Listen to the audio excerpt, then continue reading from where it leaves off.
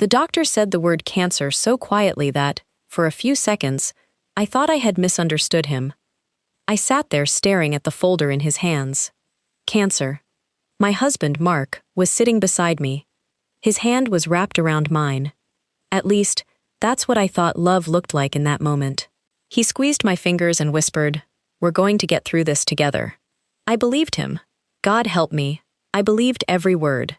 What I didn't know was that, while my husband was promising to stand beside me through the hardest battle of my life, he was already planning what he would do after I was gone. And 3 weeks later, I discovered something that changed everything. My husband wasn't just cheating on me. He had been preparing to inherit everything I owned, including the house, the investment accounts, the life insurance policy, and the family business my father had spent 40 years building. But there was one thing Mark didn't know. I had already decided to rewrite my inheritance, and what I put in that new document would leave him speechless. My name is Rebecca Harris. I'm 46 years old, and until that summer, I thought I knew my husband better than I knew myself. Mark and I had been married for 19 years. We didn't have a perfect marriage. No marriage is perfect, but I thought we had something real. We had survived layoffs, medical bills, family arguments, and the death of my father. We had celebrated promotions, birthdays, Christmas mornings, and 20 different versions of, "We'll start saving next month." I trusted him, completely. So when I started feeling exhausted all the time, I didn't think much of it. I blamed work, then stress, then age. But eventually, my doctor ordered some tests, and that's how I ended up sitting in that little examination room, listening to a doctor explain something I never imagined I'd hear. "I'm sorry, Rebecca. The tests are concerning. We need to move quickly." I looked at Mark. He looked devastated. His eyes were wet. He pulled me into his arms. "I love you," he whispered. "We're going to fight this." And I cried against his chest. I cried because I was terrified, but also because I thought I was lucky. Lucky to have a husband who would stay. Lucky to have someone who would hold me when everything else was falling apart. I didn't realize yet that the person holding me was the person I needed protection from. The first few weeks were a blur. Appointments, blood tests, scans, phone calls, insurance paperwork, medication, and conversations I never wanted to have. One evening, I sat at the kitchen table while Mark made coffee. "Have you thought about your will?" he asked. I froze. "My what?" "Your will." He immediately tried to soften it. "I'm not saying something is going to happen. I'm just saying, with everything going on, we should get organized." I stared at him. Then I laughed nervously. "You're talking about my will already?" He walked over and kissed my forehead. "I'm trying to be responsible." At the time, I thought that was sweet. Now, when I think about that conversation, I realize he was testing me. He wanted to know how much I had, who would inherit it, and whether I'd already made arrangements. But I didn't see it. Not yet. Then, something strange happened. Mark became obsessed with my paperwork. Bank statements, insurance documents, property records, even my father's old business documents. One night, I found him going through a folder in my office. "What are you doing?" He jumped. "Oh, nothing. You're looking through my father's estate documents. I was just trying to understand what we're dealing with." "We?" He looked at me. "You're my wife, Rebecca." Then he smiled. And somehow, I felt guilty for questioning him. That was Mark's gift. He could make you apologize for catching him. 1 month into treatment, I noticed another change. He started coming home later. Much later. At first, it was once or twice a week. Then almost every night. "Work is crazy," he'd say. I didn't question him. I was too tired, too sick. And honestly, I needed him. That's the part people don't tell you about being vulnerable. You don't just become physically weaker, you become emotionally dependent on the people you trust. And when someone knows that, they can hide almost anything. One Thursday night, Mark came home at nearly midnight. I was sitting on the couch. He stopped when he saw me. "Why are you awake?" I couldn't sleep. He dropped his keys. "I told you I had to work late." "I know." He walked past me. Then his phone buzzed. He grabbed it immediately, too quickly, I noticed. Who was that? Work. He turned the phone face down. Something inside me tightened, but I let it go. That night, I told myself I was imagining things. The next morning, I found a receipt in his jacket. A restaurant. 2 people. $187. I stared at it for a long time. Then I folded it and put it back. I didn't confront him, because deep down, I was afraid of the answer. And 3 days later, I got it. I was at the hospital, waiting for another appointment, when a woman walked toward me. She was probably in her early 30s. Beautiful, confident, and strangely familiar. She looked at me, then immediately looked away. I thought nothing of it, until I saw who was standing behind her. Mark.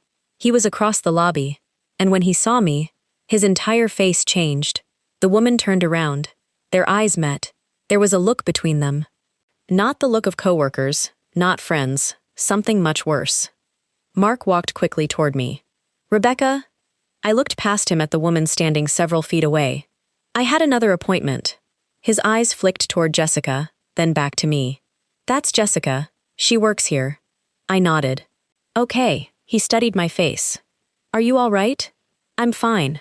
He reached for my hand. I let him take it, but something inside me had already changed. Because I'd seen the way he looked at her, and I'd seen the way she looked at him. I didn't ask another question. Not because I believed him. Because I suddenly wanted to know how much he thought he could hide. We left the hospital together. Mark talked about dinner. He talked about my treatment. He talked about how much he loved me, and I listened. Quietly. That night, after Mark fell asleep, I saw his phone on the nightstand. It lit up. One message. From Jessica. Did she suspect anything? I stared at the screen. My heart sank. I didn't wake him. I didn't confront him. I simply picked up the phone and started reading. But that wasn't the worst part. The worst part was what I discovered the next morning. I woke up early. Mark was asleep. His phone was on the nightstand, and for reasons I still can't explain, I looked at it. There was a message from Jessica. Did you talk to her about the house yet? My heart stopped. I opened the conversation. There were dozens of messages, then hundreds. And as I read them, the truth slowly came together. Jessica knew about my diagnosis. She knew about our finances. She knew about my father's company. And she knew about my will. One message from Mark said, "Once she passes, everything changes." Another said, "I just need to make sure the paperwork is done first." Then Jessica replied, "And what about the house?" Mark answered, "It'll be ours." I put the phone down. My hands were shaking. I wasn't just being cheated on, I was being financially positioned for death. My husband wasn't waiting for me to recover. He was waiting for me to die, and he thought he was going to inherit everything. But there was something neither of them knew. My father's original estate plan contained a clause that most people didn't know about, and that clause gave me options. Options I had never imagined I would need. If you're already angry for Rebecca, stay with me, because this is where the story takes a turn. And honestly, I want to know what you would do. If you discovered that the person sleeping beside you was planning your funeral while you were still fighting to live, would you confront them immediately, or would you stay quiet and protect yourself first? Keep listening, because Rebecca chose the second option, and what she did next changed everything. The next morning, I acted like I knew nothing. I kissed Mark goodbye. "Have a good day." He smiled. "You too." I watched his car disappear down the street. Then I called my father's attorney. His name was Robert Collins. He had handled my father's estate for years. When I told him what I had discovered, he was silent for several seconds. Then he said, "Rebecca, come to my office today." I did. I brought every document I had. Robert read through the old will. Then he looked at me. "Your father anticipated something like this." "What do you mean?" "He was very particular about protecting family assets." He pulled out a document. My father had created a trust that controlled the family business and several investment accounts. Mark couldn't simply inherit them. But there was another problem. The house, my personal accounts, and the life insurance policy. Those could still go to Mark under my existing documents. Robert looked at me carefully. "You can change your beneficiaries." I stared at him. "Can I change everything?" "If you're legally capable of making the decision, yes." I sat back. For the first time in weeks, I felt something I hadn't felt since my diagnosis. Power. Not because I was rich, not because I wanted revenge, but because I realized something. Mark had spent months preparing for my death. He had forgotten one important detail. I was still alive. I spent the next week quietly changing everything. The house went into a new trust. My life insurance beneficiary changed. My investment accounts were redirected. The family business remained protected under my father's trust. And then I made one final decision. I rewrote my inheritance. Not out of anger, not because I wanted to punish Mark, but because I finally understood that love without trust is not security. I wanted my estate to help people who had actually stood beside me, so I divided it.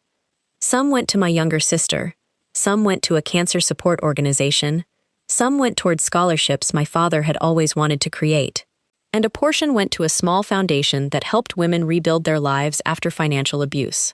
Mark got one thing, a letter, nothing else. But I wasn't finished, because I wanted to know just how far he was willing to go. I went home and acted normal. Mark had no idea. He started becoming nicer. Almost suspiciously nice. He brought me flowers. He cooked dinner. He started talking about the future. One night, he sat beside me. "Rebecca, I know I've made mistakes." I looked at him. "I want us to move forward." Forward to what? Our future. I almost laughed. Our future. Future he had already planned without me. Then he asked, "Have you finalized your will?" I looked directly into his eyes. "No." He smiled. "Good." That one word told me everything. He didn't even try to hide the relief. And that's when I knew. It was time. The following Saturday, I asked Mark to sit down with me. He looked nervous. "What's wrong?" "You asked me last week if I'd finalized my will." Mark nodded cautiously. "I hadn't." She pushed an envelope toward him. "But I have now." He opened it. His eyes scanned the first page. Then the second. His face changed. "Rebecca, you should keep reading." The house? Gone. The insurance? Changed. The accounts? Not yours. He looked up at her, confused and frightened. "Why would you do this?" Rebecca held his gaze. "Because I know about Jessica." Mark went completely still. "What?" "And I know about the messages." His face drained of color. "Rebecca, I can explain." "I'm sure you can." She paused. "But before you do, there's something else you should know." She slid her phone across the table. The screen showed his message. "Once she passes, everything changes." Mark stared at it. And for the first time since her diagnosis, he looked afraid of her. "Rebecca, no. Let me finish." He lowered his head. I had spent weeks imagining this moment. I thought I would scream. I thought I would throw something. But instead, I felt strangely calm. "You weren't waiting for me to get better, Mark." I paused. "You were waiting for me to die." His eyes filled with tears. "I was scared. So was I. I made a terrible mistake." "No." I shook my head. "You made hundreds of choices." That silenced him. Then Mark did something I didn't expect. He got angry. He stood up. "You can't just cut me out after 19 years. I looked at him. "Why not?" "Because I'm your husband. You stopped being my husband when you decided my death was an opportunity." He slammed his hand against the table. "You're sick. You're not thinking clearly." That sentence hurt more than the cheating, because he wasn't concerned about my health. He was concerned about losing access to my money. I stood. "I may be sick, Mark." Then I looked him directly in the eyes. "But I'm not stupid." He stared at me, and for the first time in 19 years, I saw him exactly as he was. Not the man I married, not the man I thought I knew. Just a stranger wearing the face of someone I once loved. Mark left that night. He went to Jessica. I know, because I later found out he had moved into her apartment. For several weeks, I heard nothing. Then my attorney called. "Rebecca, there's a problem." My stomach dropped. "What happened?" Mark is contesting the changes. Apparently, he was claiming I had been mentally incapable of changing my estate plan because of my diagnosis. He was trying to argue that I didn't understand what I was doing. I was furious. But Robert wasn't worried. We documented everything, every meeting, every decision, every signature, every conversation. I had been evaluated. The paperwork was valid, and the evidence of Mark's affair had become part of the legal process. Then something even more shocking happened. Jessica stopped supporting him because she discovered that Mark wasn't getting the money he had promised her. And suddenly, she had nothing to gain by protecting him. She gave my attorney copies of their messages. All of them. Hundreds. Messages where Mark discussed my diagnosis, my assets, my will, and even the possibility of buying a bigger house after my death. That evidence destroyed his argument. But one message hit me harder than all the others. It was from 6 months earlier, before I even knew I was sick. Jessica had asked, "What happens if she doesn't die?" Mark replied, "Then I'll figure something out." I stared at that message for a long time, because it meant this wasn't just about cancer. He had been planning to leave me long before my diagnosis. The diagnosis had simply made him think the ending would be easier. Months passed. My treatment continued. Some days were terrible. Some days were surprisingly good. And slowly, I began to understand something. My cancer diagnosis had taken a lot from me, but it had also exposed what didn't belong in my life. Mark. The lies. The fear. The constant need to pretend everything was okay. When my divorce was finalized, I didn't celebrate. I simply went home. I stood in my father's old kitchen, the same kitchen where I had spent Thanksgiving dinners with my family. The same kitchen where Mark had once proposed to me, and I realized something. I hadn't lost my life. I had been given another chance to choose it. A year later, my doctor gave me the news I'd been praying for. The treatment had worked. There was no guarantee about the future, but for the first time in a long time, I allowed myself to hope. I walked out of the hospital and sat in my car. Then I laughed. Not because everything was perfect, it wasn't, but because I was still here, and the man who had planned his future around my death hadn't gotten the ending he wanted. My new estate plan remained exactly as I had written it. My sister would receive part of my estate. The scholarship fund would continue my father's legacy. The cancer organization would receive another portion, and the women who needed a second chance would receive the rest. Mark? Nothing. Not because I hated him, but because inheritance is not a reward for marriage. It is a reflection of trust, and he had destroyed that trust long before I rewrote the document. Years later, I ran into Mark at a grocery store. He looked older, tired, alone. He asked how I was doing. I told him I was doing well. Then he said, "I never thought you'd actually change everything." I looked at him. "I never thought you'd actually betray me." Neither of us spoke. Then he asked, "Do you ever regret what you did?" I thought about it. No. He nodded slowly. "I guess I deserve that." I shook my head. "No, Mark." He looked surprised. "You don't get what I left you because you deserve it." I smiled. "You get what I left you because I chose it." And then I walked away. If there's one thing my diagnosis taught me, it's this. Sometimes the worst thing that happens to you isn't the thing that destroys you. Sometimes it's the thing that finally reveals the truth. Cancer didn't show me who my husband was. His choices did. The diagnosis simply gave me the courage to stop pretending. And rewriting my inheritance wasn't about revenge. It was about taking back control of the life I was still living. Because sometimes, the person who thinks they're waiting for your ending doesn't realize you're busy writing a completely different one. And that was the greatest inheritance I could give myself. A second chance. A life without fear. And the freedom to decide who deserved a place in it.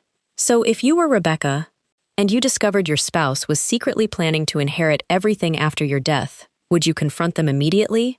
Or would you quietly protect yourself first? Tell me what you would have done.